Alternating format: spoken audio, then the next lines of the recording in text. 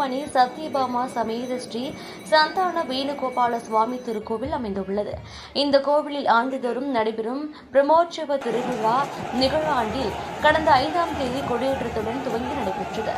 திருக்கோவிலில் நாள்தோறும் சுவாமிக்கு சிறப்பு அலங்காரங்களுடன் அபிஷேக ஆராதனைகள் நடைபெற்றன. இதனைத் தொடர்ந்து திருக்கோவிலின் முக்கிய நிகழ்வான திருத்தேரோட்ட நிகழ்ச்சி வெகு விமரிசையாக நடைபெற்றது. அலங்கரிக்கப்பட்ட பிரம்மாண்ட திருத்தேரு ஸ்ரீ ருக்மணி சத்யபாமா சமேத ஸ்ரீ சந்தான வேணுகோபால சுவாமி உற்சவ மூர்த்திகள் சிறப்பு அலங்காரத்தில் எழுந்தருளி பக்தர்களுக்கு காட்சியளித்தனர்.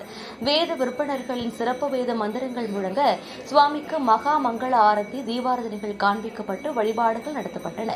பின்னர் சௌபாக்கிய திரளான பக்தர்கள் பிரம்மாண்ட திருத்தேரின் வடம்பிடித்து இழுத்தனர். இந்த திருவிழாவினை ஒட்டி வந்திருந்த பக்தர்களுக்கு மத நல்லிணக்கத்தை பறைசாற்றும் விதமாக இஸ்லாமிய அன்பர்கள் நீர்மோர் பாக்னம் குளிர்பானங்கள் வழங்கினார்கள். தொடர்ந்து பக்தர்களுக்கு அன்னதானம் வழங்கப்பட்டது. தமிழ்நாடு மட்டுமல்லாது கர்நாடகா மாநில பக்தர்கள் உட்பட நூற்றுக்கணக்கானோர் தேரோட்ட நிகழ்ச்சியில்